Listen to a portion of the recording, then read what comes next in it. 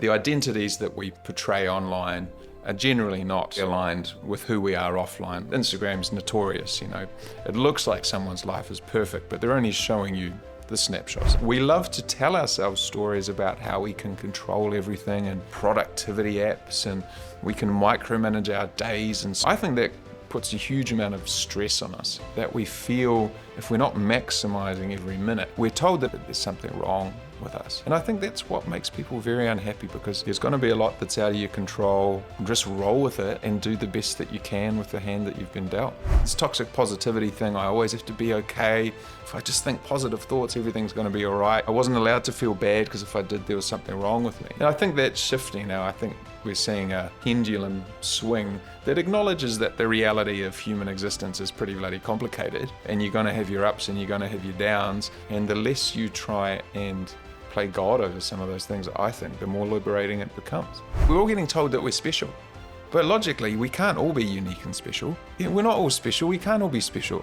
But I think this is causing a lot of people a lot of unhappiness, this realization that maybe I am just one of millions or billions of other people trying to get through the day. If some of our choices are limited and you make the best with what you've got, there's something quite liberating about that in a weird way. What I love about this is normally I get people on the podcast that are like inspiring and uplifting. Yeah. And this is a nice counterbalance to that. I'm glad that I could do that.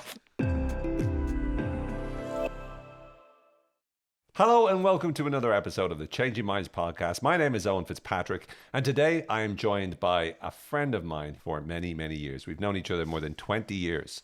It is indeed Mr. Kev Fitzsimons. Kev Fitzsimons is an expert in the area of digital marketing in terms of experience design and all that sort of area. He's also a ridiculously talented musician. And most important of all, he's the best sense of humor in the world. I say that because he's a very similar sense of humor to me, and we both find each other hilarious. So tune in, strap yourself into the seat of excitement and enthusiasm, and get ready. What about that for an introduction, Kev? I think that's the most generous you've ever been about me in any context. I have to do it. Quite flattered. I appreciate it's just a professional artifice. I have to do it for the podcast, otherwise no one's going to tune in. Why would anyone want to listen to you is my question. That's a good question. So we have to answer that. Yeah. Over the course of the next while. Kev, you've spent a lot of time, you've worked in the likes of Ogilvy, Accenture, some top organizations around the globe in the area of advertising and marketing and social media and that whole area. From your perspective, what are some of the lessons you've learned about what works from a persuasion point of view, from a marketing point of view, an advertising point of view? I mean, that's a pretty big question. Well, that's what this podcast is about, mate. I'm asking you pretty big questions and you're going to give me a pretty big answer, but one at a time. I'm going to demonstrate some real hubris here. And what does hubris mean? I'm joking. Go ahead, continue. It's sort of like a humble arrogance. Okay. No, a misplaced arrogance. Misplaced arrogance. That's more. And I'm going to criticize Steve Jobs because that's where my ego is at. That's more on brand for you. Yeah. Exactly. Steve Jobs. What did he ever do? What did he know? Yeah. Who's that guy? So Steve Jobs famously said, right, people don't know what they want. Consumers don't know what they want. I think by and large, we kind of do know what we want, but we're really poor at articulating what we want, right? Verbally or in words. So from an experience point of view, that's why a huge amount of what we do is a tactical simulation of what an experience might be or what design might be. It's as simple as user testing and prototyping, because what people do is often not what people, this as a psychologist, right? What people say is not the same as what they do a lot of the time. And what we think we want is not the same as what we actually want. So it's only in actually getting people to sit down and simulate under circumstances that are as close as possible to the real thing. How would they go through this? You try not to lead them, you try not to prompt them. I mean, it's really just classic user research. And I think a mistake that a lot of companies make is assuming they already know a lot about the customer or about the user, or assuming they've done a bunch of surveys and people have answered a bunch of questions, and that therefore is going to provide the magic recipe for what this experience should be. But a lot of them fail to really just sit down and watch someone go through the process of what they're trying to do. And just doing that makes a massive difference. You'll learn things you would have never learned otherwise. So I think across the customer experience, just try to understand the drivers of behavior, so the key goals, so that's the bit up front, there's the famous Clayton Christensen model around jobs to be done, which I'm a big fan of. I'm sure you're aware of that one, right? Yeah. So when you think of a product or service, what's the job I'm actually trying to get done by doing it? And then it's really interesting to look at, if a solution doesn't exist, what are the workarounds that people have already created for themselves in order to solve the problem? And by going through a sort of practical demonstration process or prototyping process, you can see literally how people are solving these problems for themselves or what their thought process is, rather than assuming it. So I think getting hands-on with customers and hands-on with users is super critical to really understanding what they really want, without trying to force them to articulate something that's really hard to articulate. So how would you do that with, let's imagine I'm looking to get people to be more aware, let's say, of the podcast, right? So if you're talking about demand generation, it's just back to that same question of, you're in a crowded marketplace and the consumer has multiple choices in a podcast situation, right? So why should I listen to, I mean, obviously I know the reasons, but why should I listen to Owen Fitzpatrick over Andrew Huberman or whomever else it might be? So the first question, and I have limited time. Now I'm time poor as a consumer. So the first thing you got to do is put yourself in your listeners or ideal listeners' shoes and try to imagine what that decision-making process is. And in a perfect world, you're going to go talk to your ideal listeners and say, okay, you're trying to decide what to listen next. What are your criteria? What are you thinking about? What's the process going on in your mind to help you filter down all the choice? Because they're still trying to answer that question, what's in it for me? I mean, that's the fundamental question, in my view, that everyone is asking when it comes to any kind of consumption of anything is, what value am I going to get from this? What's the value exchange? You'll hear that term a lot in marketing between the brand and the customer. So if you can answer that, then you get a sense of, okay, well, now I can shape or talk about my podcast in a certain way to press certain buttons. It's going to address certain needs. People are going to finish it with a sense of satisfaction that they've made the right decision. They've got something out of it. You can encourage them to share it and so on and so forth. So before you even think about the format or the structure, you want to understand that initial piece. And I think that's a piece where too many assumptions are made and not enough investigation is done as a rule. Does that make sense? 100%. How would you do that investigation if you don't have large amounts of resources? I mean, the good news is you don't have to talk to a huge number of people. You know, you don't have to go out and get Kantar to interview 100,000. There's a rule of thumb, and it's debatable, I suppose, how exactly accurate it is, but it'll give you a good sense of, if you're testing a new product, the hallway test, go out into the hallway and find 5 or 6 of your ideal, typical customer base and just ask them. So literally half a dozen people. Go and talk to half a dozen people who you think might want to listen to the Owen Fitzpatrick Changing Minds podcast, right?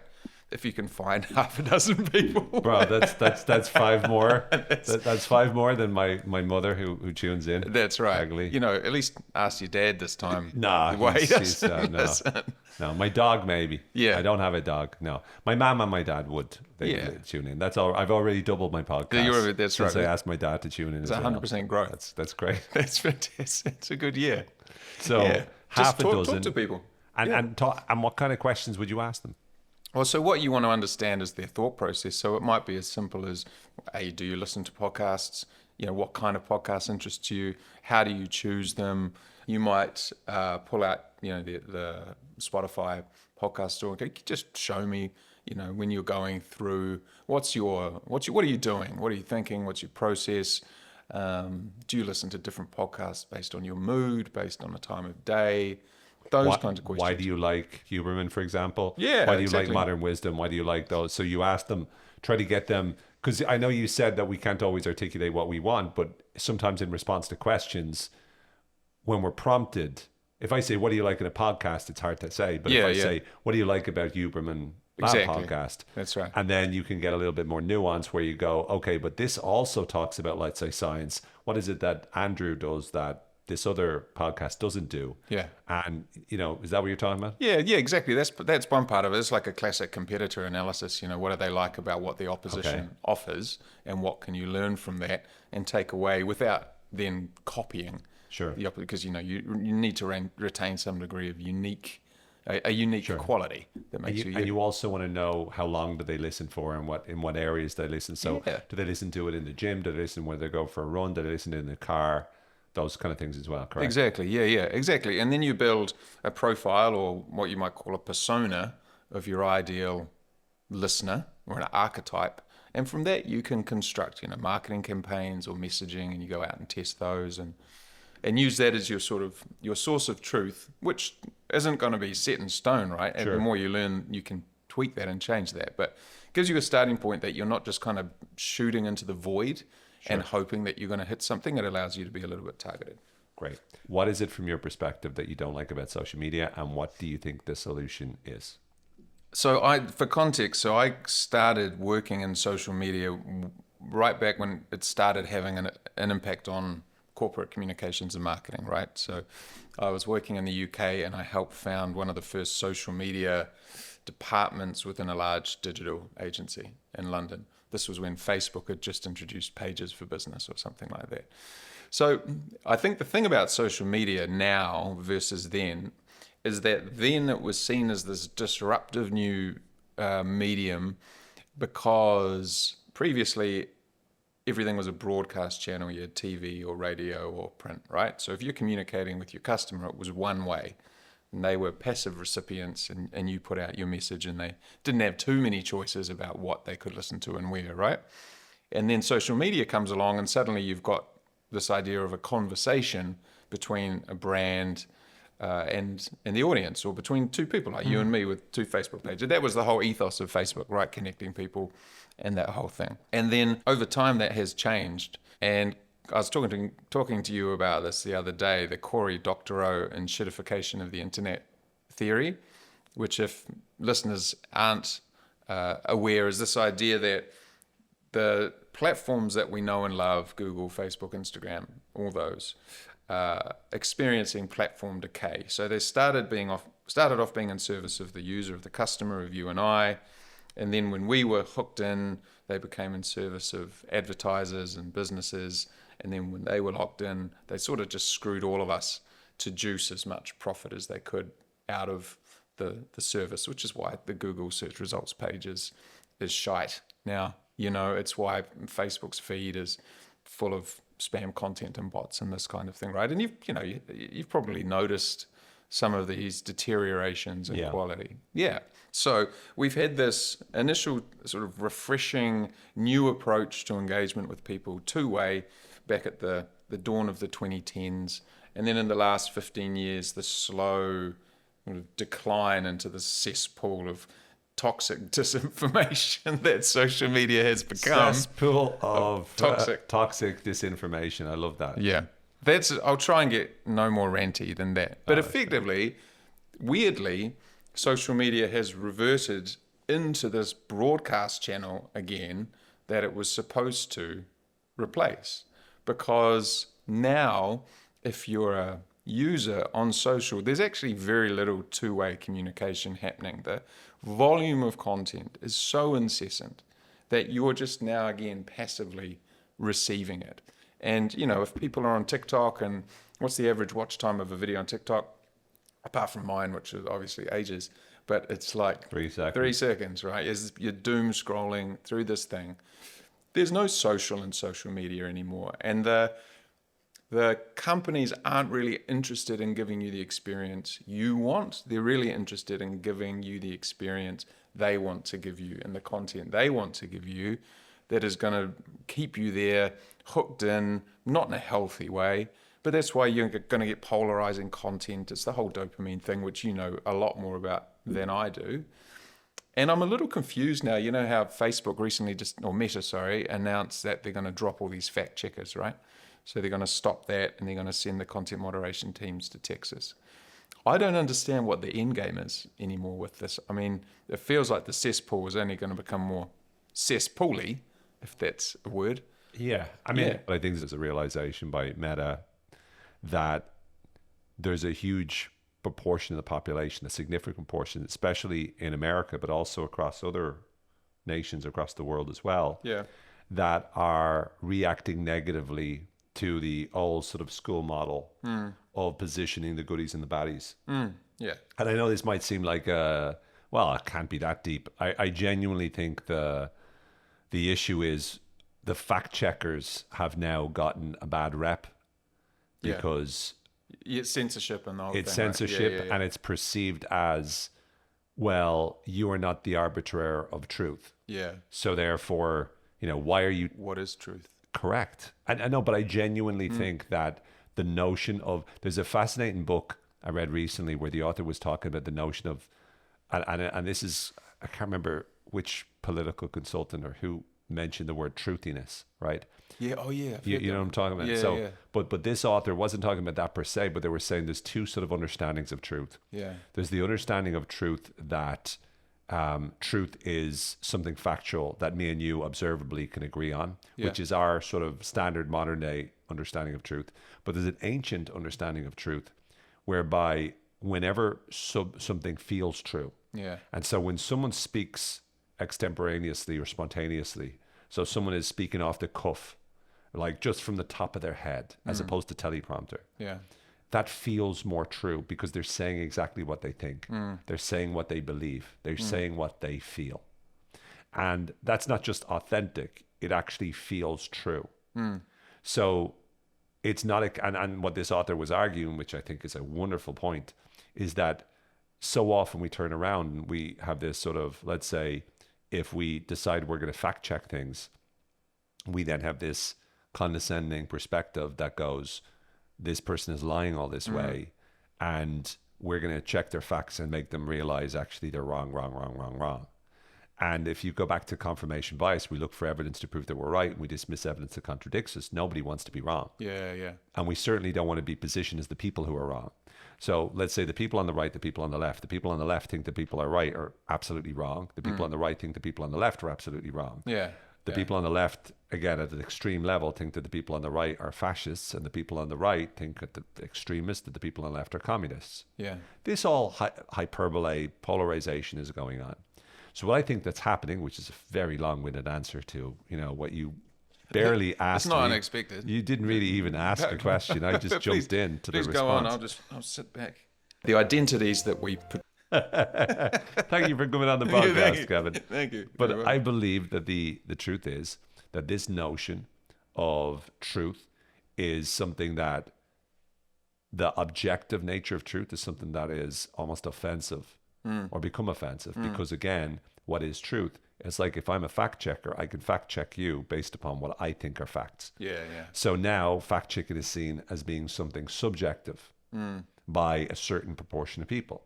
And so Meta know that by having inverted commas fact checkers, you're always going to be leaning into who, prides themselves on being fact checking, mostly comes from the left. Yeah. So therefore, if they do that, if they keep fact checkers, the people on the right then feel that they're being censored and they feel that their voices are not being heard. And as a result of that, they're going to be pissed off and frustrated with the likes of Meta, etc. So that's just a theory.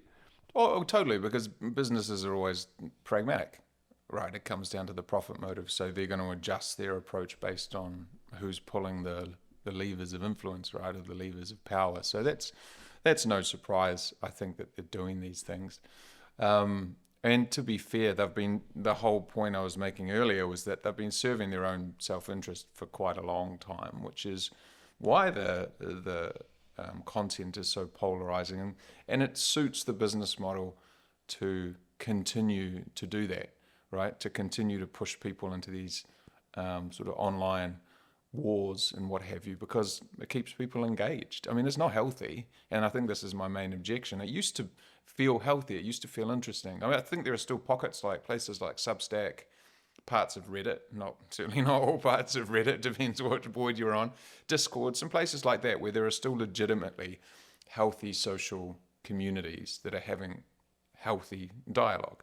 But I think a lot of the big ones, they've just, their whole business model now is around polarization, which is a shame because life's lived in the greys, by and large, right? 100%. I think there's another piece to it as well, and that is the more they polarize them, they don't just try to polarize, they try to polarize into the two groups. And the reason I think that's true is community sells.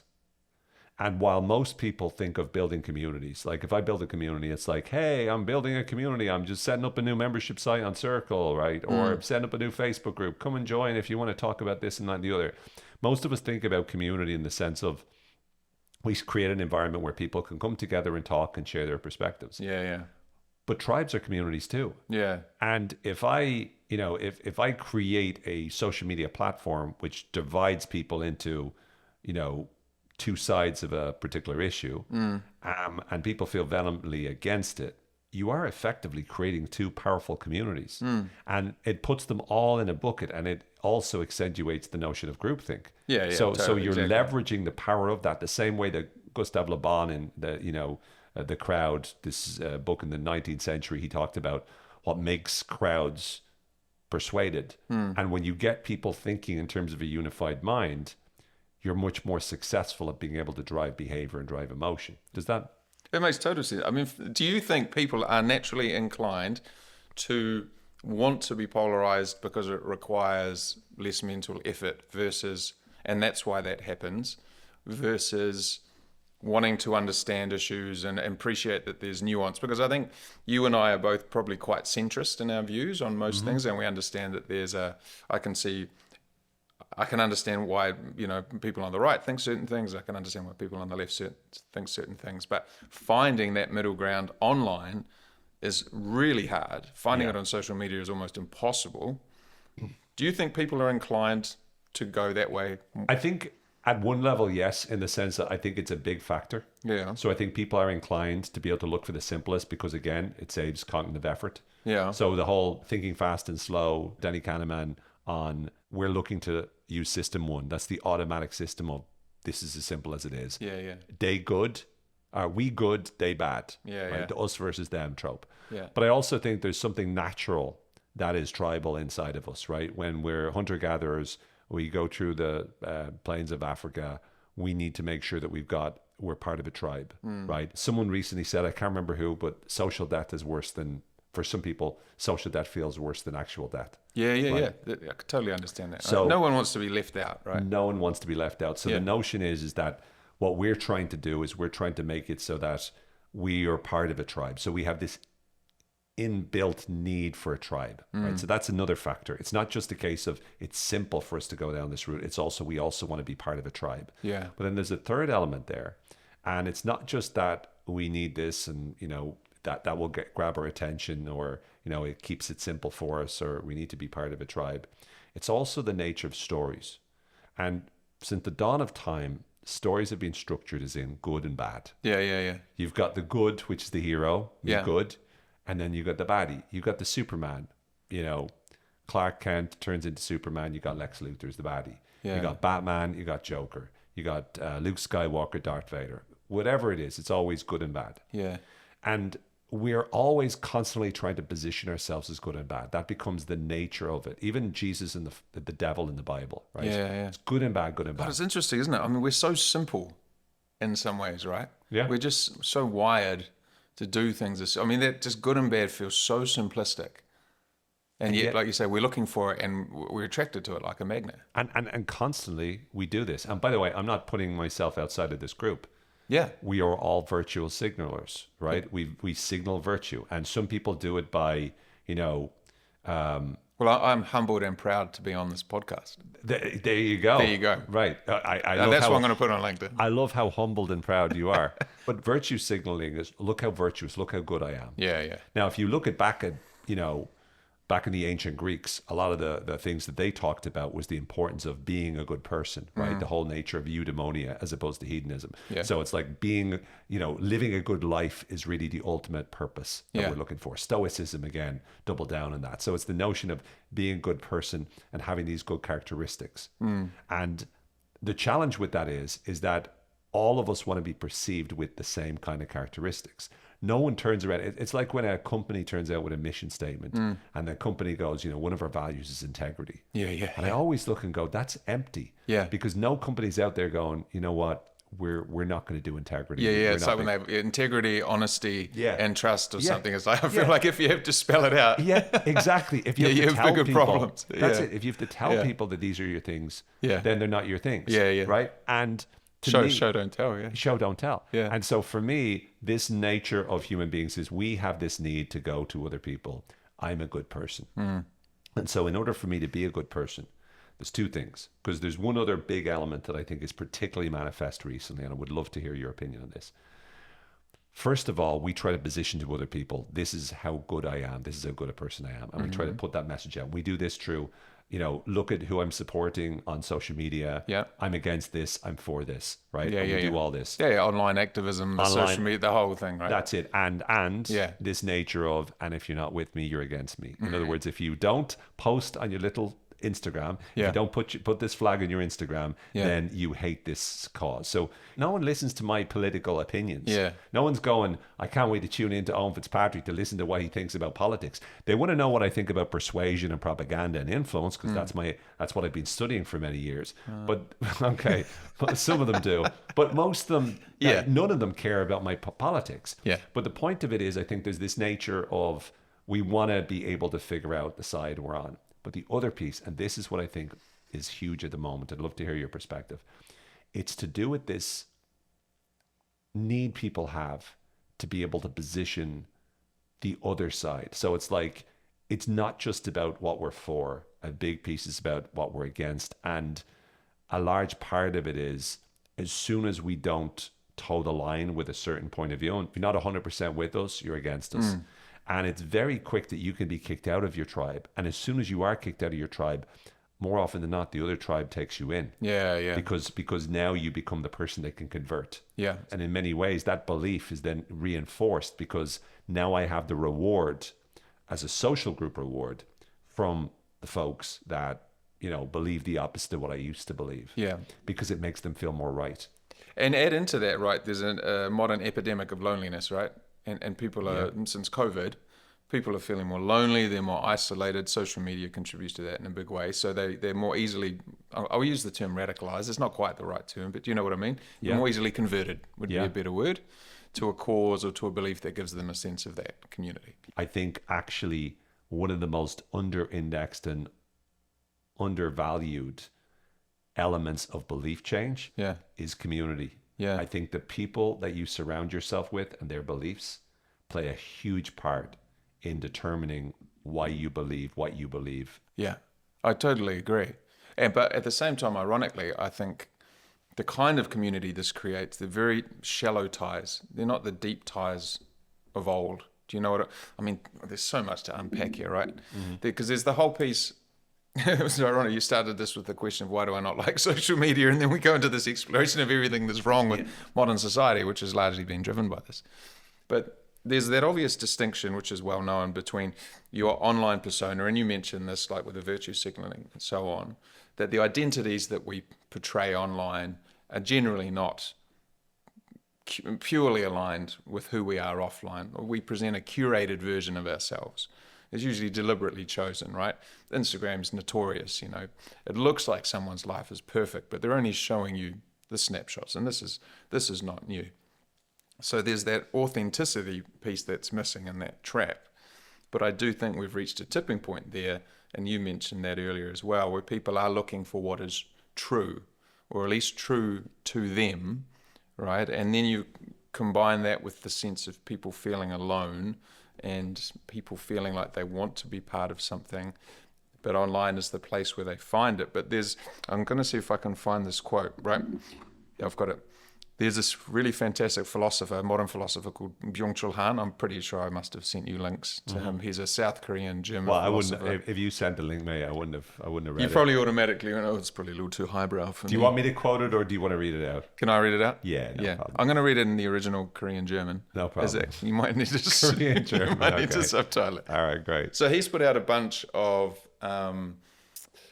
short essays on what's wrong with the modern world. I reckon he's one of the best thinkers currently articulating these. So he has this piece called Non-Things, and he says the theory around it is that we live in a time of information capitalism, right? So, but unlike industrial capitalism, we've commodified not just the material, but the immaterial as well now. So through social media too, right? So how you feel, likes, what becomes popular, what's not popular. Am I in the group?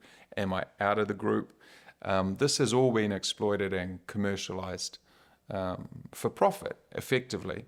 And so he says now, like, human affection is replaced with ratings or likes. Friendships are above all else, things to be counted. All of culture becomes a commodity. The origin of culture lies in community. Culture teaches symbolic values that found a community. The more culture becomes a commodity, the more it leaves its origin behind. The total commercialization and commodification of culture leads to the destruction of community. The community that is so frequently invoked on digital platforms is a commodified form of community. Community as a commodity spells the end of community.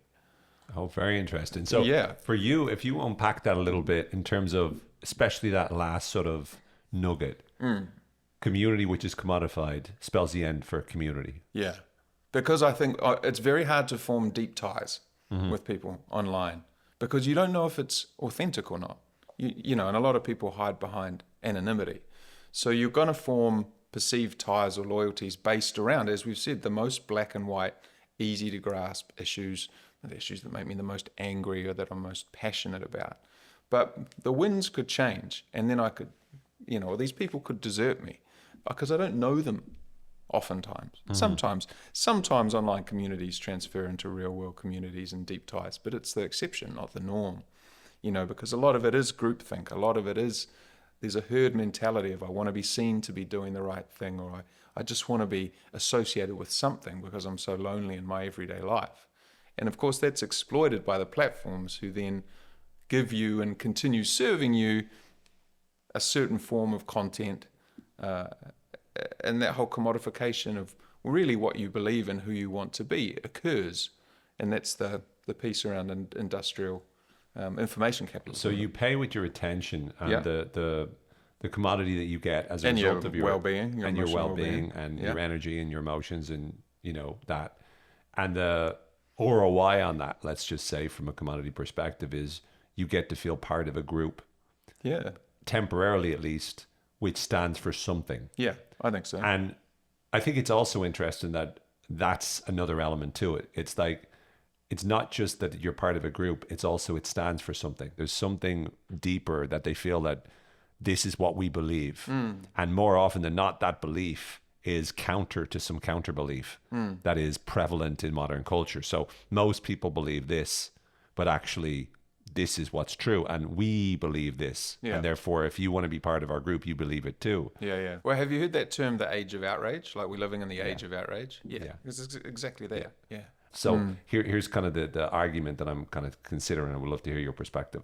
Social media is constantly being around fakery. And look, I know you for how long. You've been feeling this way about social media for quite a while. It's not like social media suddenly became it's been on a slippery slope, right? Yeah. And I think that the main reason and the thing that I don't like about it is we all go on social media and the job is to project your best self. Yeah. Now, someone like Brené Brown, who I have a lot of time for, comes along and says, hey, everyone, stop doing this. You need to be vulnerable. Yeah. Then everyone turns around. Like Bill Hicks, remember? It's like, you know, you're playing that dollar, are you? Oh, yeah, that's right. That's right. You know, that's the marketing dollar. That's a good dollar. That's a good dollar. A lot of people love that dollar. Yeah. For anyone who doesn't know about this, check out Bill Hicks. Just a legend, genius comedian from the 90s. But what's interesting to me is Brené Brown came along with the vulnerability, and then all of a sudden, all of these influencers are positioning themselves with their vulnerable story. Yeah. Let me share with you why I'm vulnerable too. I'm going to program you by recognizing that I'm a vulnerable person. Even in this podcast, right? I'm sitting there with a bunch of books behind me. Yeah. Right? What's that signaling? Yeah. Right? What's the positioning? It's constantly trying to position. And I think where social media is so frustrating is because of that. We're not just starving for company or companionship or community. Yeah. We're also starving for realness. Yeah. So you see it in the arts. You see it in everything. People want to return to the good old days, or, you know, we were in a cafe here in New York yesterday, right? And they got a sign like, we don't have Wi-Fi, pretend it's the 90s. There's this sort of romanticizing of the 90s going on, and an offline time. And in our day. And back in which we can, our lived experience. Exactly. But another really good example was the recent Taylor Swift tour, right? That was... What is it? The Eras tour. Eras tour. Yeah. What? Eras. Sorry, I don't pronounce The Eras stairs. tour. Sorry, I'm glad you're here to grammar check me. Continue. What I have to deal with. It's just so tiring. It's hard. It's hard. But that, I think, like, leaving aside politics and all the contention, that was really interesting, because that became this big, that's the closest thing to community I think we've had in a long time. And I think that took on an almost religious element, like those experiences, those concerts, because people were coming out of them talking in like evangelical tones about what they'd just seen, which was a pop concert, right? But people are so starved for genuine, safe community or communal experiences. Like, it's so hard to find that are joyful and not sort of laced with opposition to something, because you don't go to a Taylor Swift concert to be against something, right? You go to it to be for something. And I think it was a demonstration that people are hungry for something real, something positive, something offline with other people, that's an antidote to all the other shite that we experience online. What do you think is the antidote to the problems with social media? Oh man, just get off it, probably. Byung-Chul Han has, again, in that same book, like this really interesting metaphor. He says the smartphone is like the modern rosary beads, right? It's our modern confessional. It used to be that you had your rosary beads with you and you wanted to get something out and you pick them up and you said a few Hail Marys or what have you. Now we pick this thing up and we go online and we just vent or rant, or often under a cloak of anonymity or whatever it might be, and we just pour ourselves out into the world with these things. And so, you know, at the same time, they're wonderful tools. But I think this is going to, you know a lot more about the addiction within dopamine and what have you than I do. But those experiences too, coming from a design background, I'm also a little sad that there are members of that community who choose to design deliberately such addictive experiences. And interestingly, the guy who invented the infinite scroll, has publicly stated that he regrets coming up with that design feature, for example. So, I mean, we can all quit. We can all put these platforms away. We can all limit our time on them. But do we want to, because they're highly addictive and they are giving a lot of people a lot of something. So I don't think there's no silver bullet. The only thing I can see happening is that, and it feels in a way like it's coming, is that there's going to be this tipping point with AI where they become so sort of useless in a sense and so riddled with bot and spam and whatever else it might be generated content that people just start to get no real value from it at all and start to switch off. But yeah, we'll have to see. Even when they do that, then there's going to be more devices or more. There'll be an alternative popping up. That's right. Exactly. In terms of, and again, we'll just a couple more things before we get to the lightning round, Kevin. But from a life perspective, as you've grown older, obviously I've known you for more than 20 years at this stage. Since we're both in our 20s, that's early 20s, days. It's pretty impressive. We're both obviously just as handsome as we were back then, if not even more so. I think so. Silver fox. 100%. Sure. Yeah. What are the things that you've learned over the last few years in your life that, like things that, for example, you've changed your mind on, like beliefs that you've changed over the last few years about life, about happiness, about people, about the world? I mean, I think when I was younger, I've always been a perfectionist, right? In music or work or whatever it might be. And I think I've always wanted to try and control things. And I've always gotten very I used to get very frustrated if I couldn't control things and control the outcome that I wanted. And more, I've just come to accept that life is just random, man. And I think we go through life far too po-faced, like far too serious about everything. And this is the same, like in work, I've learned that I think people want to be lifted out of the everyday. People want to be entertained. People want to feel good for a moment in appropriate ways. So at the end of the day, and this might sound a bit nihilistic, but we're all on a rock orbiting a star that one day is going to explode, So we should all retain a sense of perspective, I think, about our place in things and what we're doing right now. And there's this quote that I read from Aldous Huxley, who's an amazing British writer like Brave New World and all of that I now sort of live by. And he said, it's dark because you're trying too hard, tread lightly. And when you stop trying so hard, I found it's like a weight lifts off your shoulders, and it's not about passive acceptance. It's about accepting that there are some things you can't do anything about. And there's randomness, the universe feels like it's essentially random.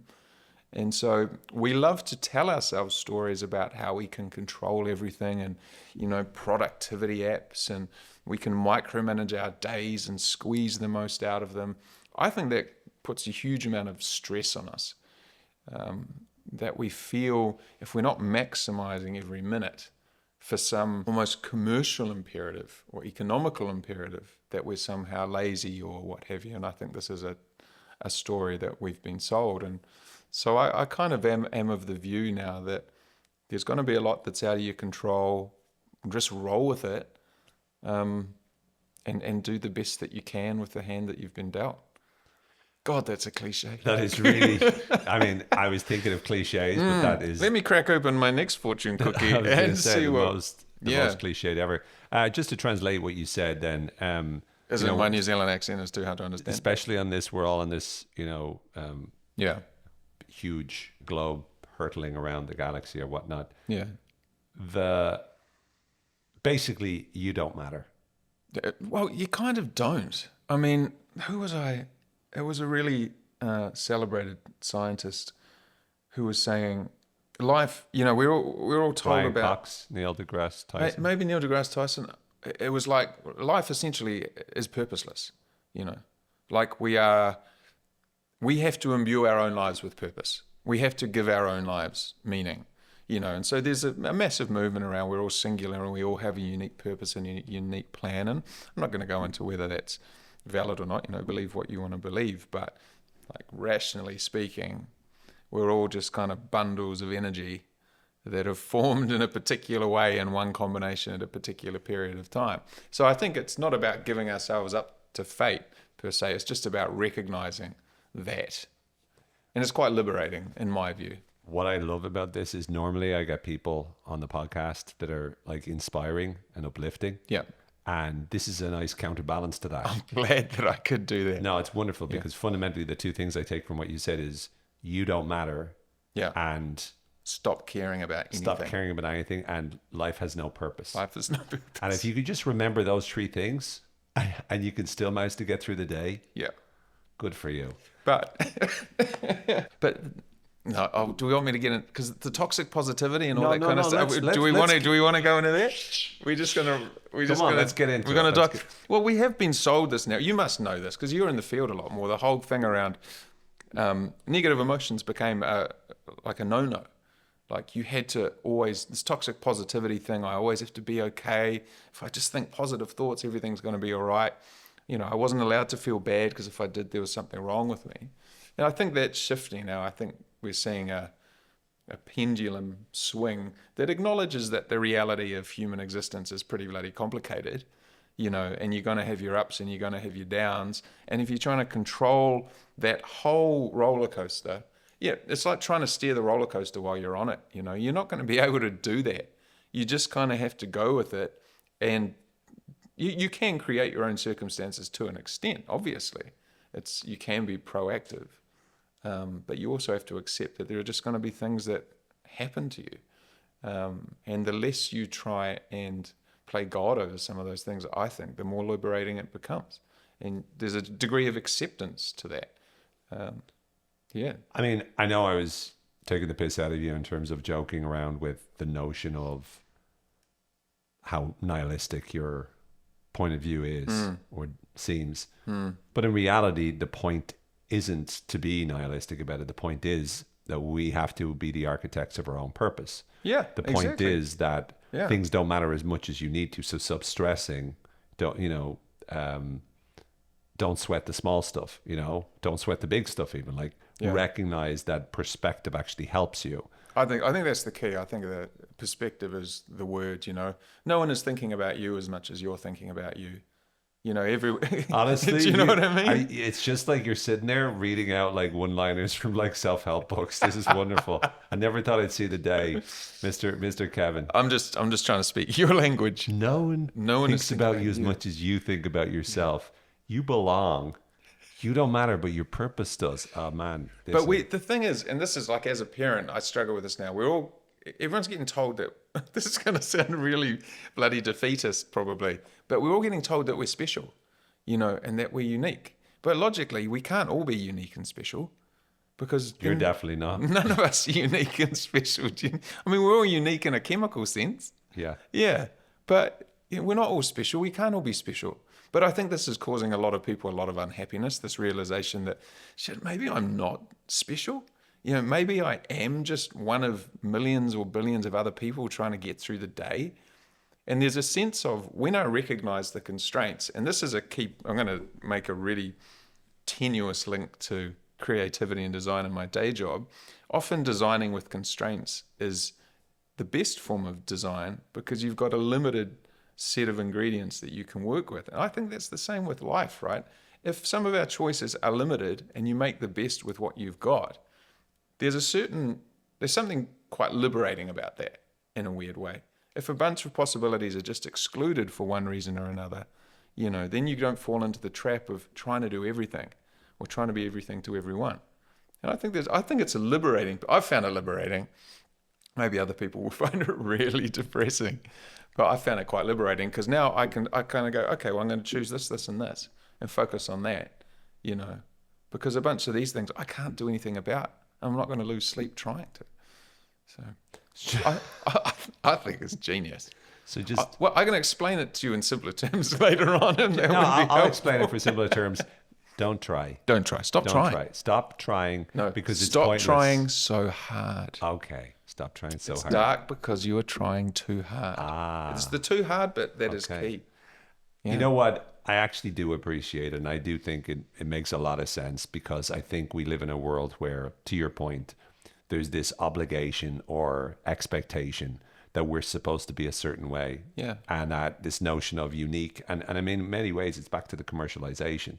If I convince you that you're special and unique, you only need X in order to, you know, reach that or fulfill that potential, then you're more likely to buy X. You're more likely to listen to the Changing Minds podcast. You're more likely to buy these runners or sneakers or whatever you want to call them. You're more likely to do the things that will get you to that. And we're all that. Like, why do I read books? Yeah. Why do I do what I do? I want to get to a certain motion. And I think that ambition is good.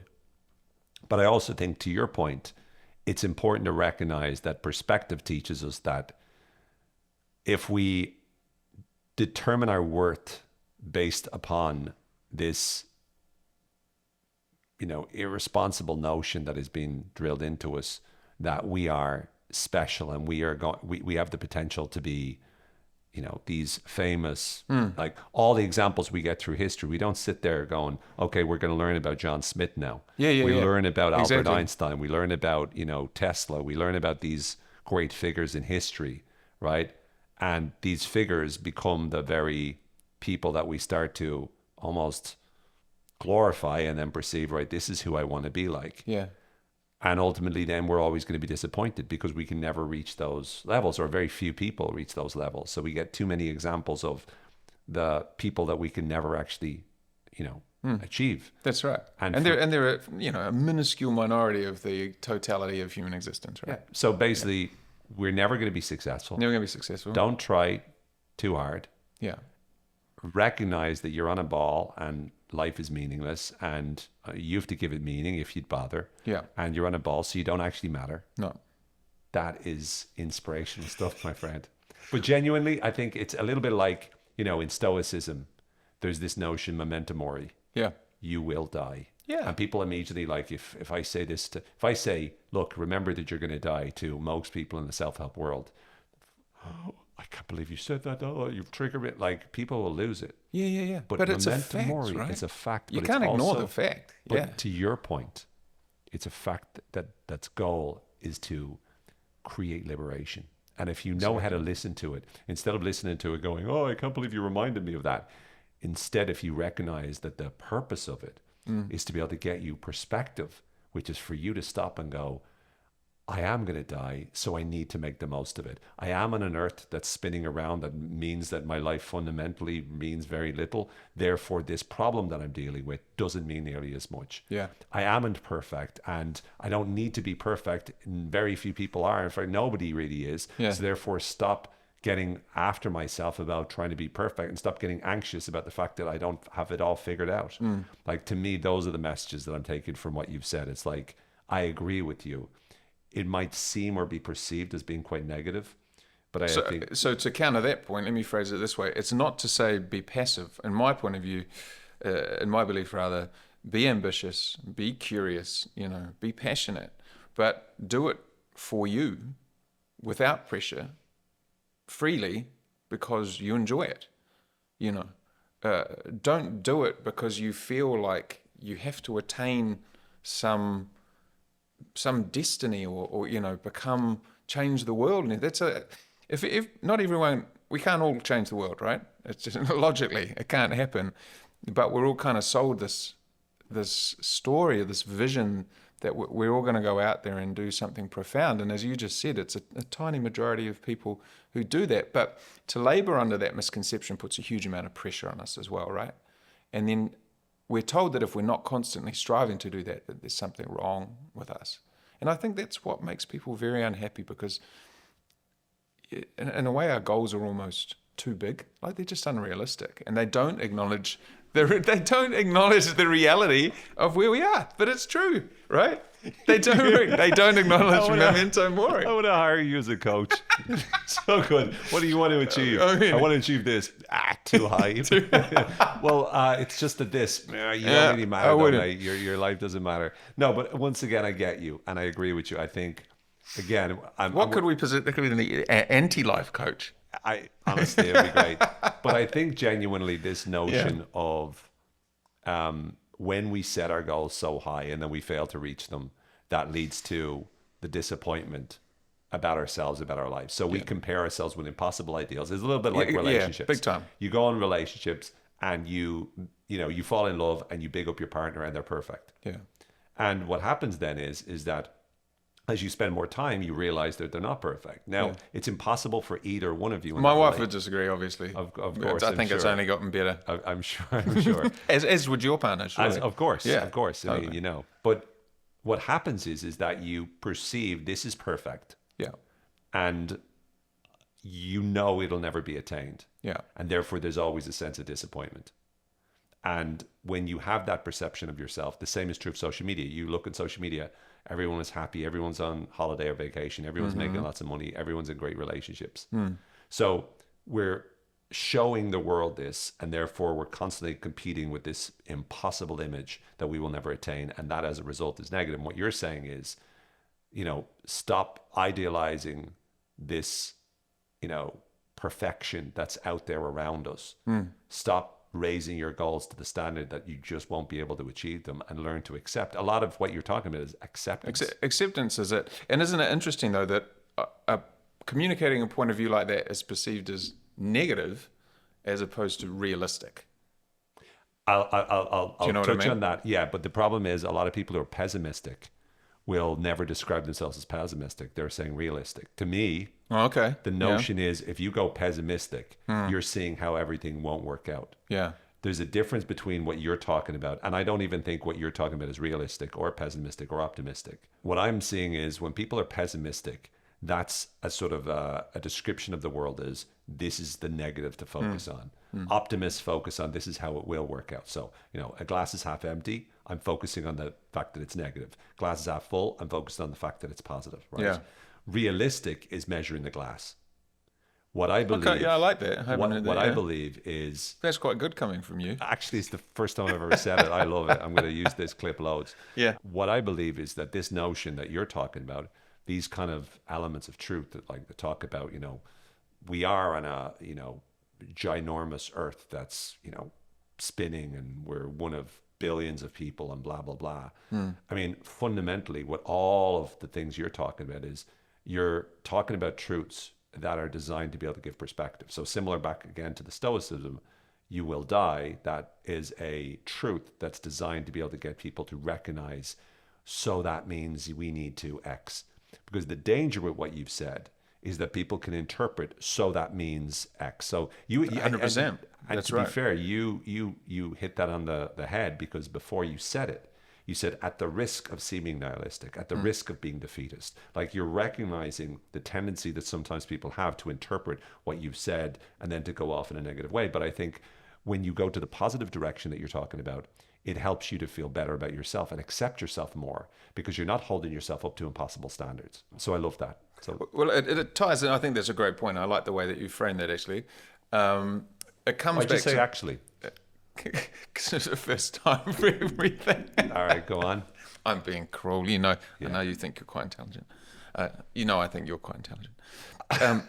It comes back, I think, to what we've been talking about. The thread that's sort of inadvertently emerged from this whole conversation is this idea of the center, And I think my point of view simply acknowledges that we live in the middle, and there will be good things that happen, and there will be bad things that happen. Right?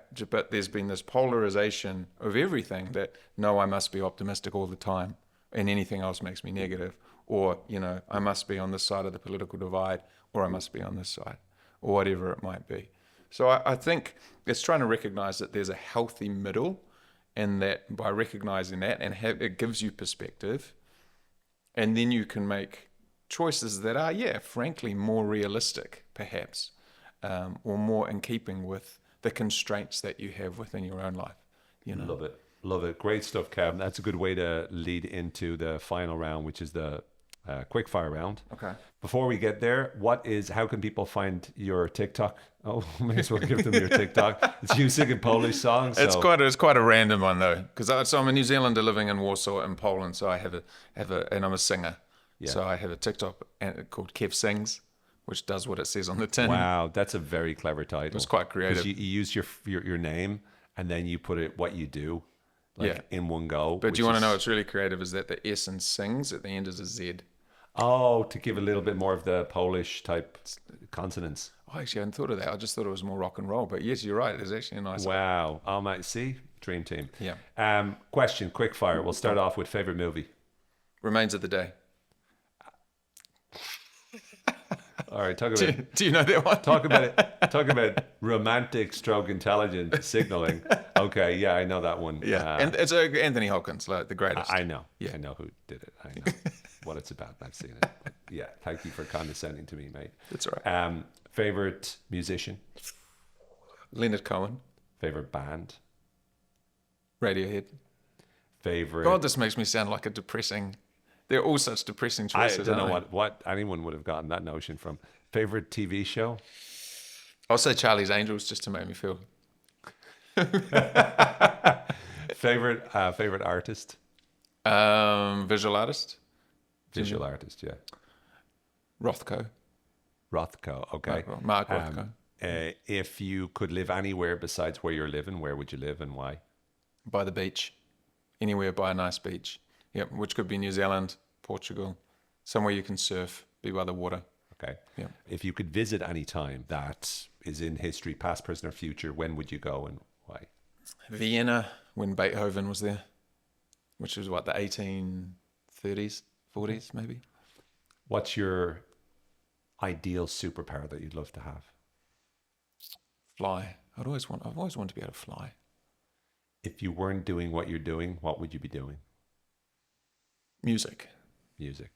Singing. More music. More music. Because you do sing. I do. By the way, just to say, and I want to say this to the listeners and the watchers, the viewers. How many do you reckon have hung around to this point? Zero. I'm going to just talk. I'm going to talk into the void. The hardcore. Kevin is one of the most talented musicians I've ever seen. Incredible voice, incredible music. We've worked on some projects together. The guy's a genius, musical genius. He's really dumb in every other area, but he's a musical genius.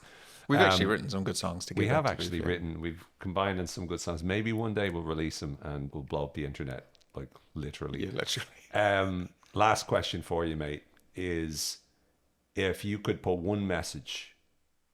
This is going to be a fun one. One message to the world. like one message on a billboard to the world, what would that message be? A message that you could give to every person on this planet. I think I've used up all my fortune cookies. You have. Yeah. Oh, I'm going to say, stop trying so hard. Stop trying so hard. Stop trying so hard. Yeah. Brilliant. On that note, thank you for trying so hard to stay so positive. I've tried. I've tried. A great job. Through this experience. And a big thank you, mate. Mate, it's Always been great. a pleasure. Love chatting to you. I'm sure we'll get requests for you to back on the I would be podcast. very surprised, but it's lovely of you to say so that. would I was just saying. But a big thank you, mate, as always. Thank you very much for tuning in. This has been a very fun episode with a very wonderful friend of mine, the amazing Kev Fitzsimons. Back to you. Thanks very much for tuning in. May everything go well for you. Looking forward to seeing you next week. Hope you really got a lot from this conversation. I certainly did. But for now, take care, be well. May the forces always be with you. And I'll talk to you soon. Bye for now.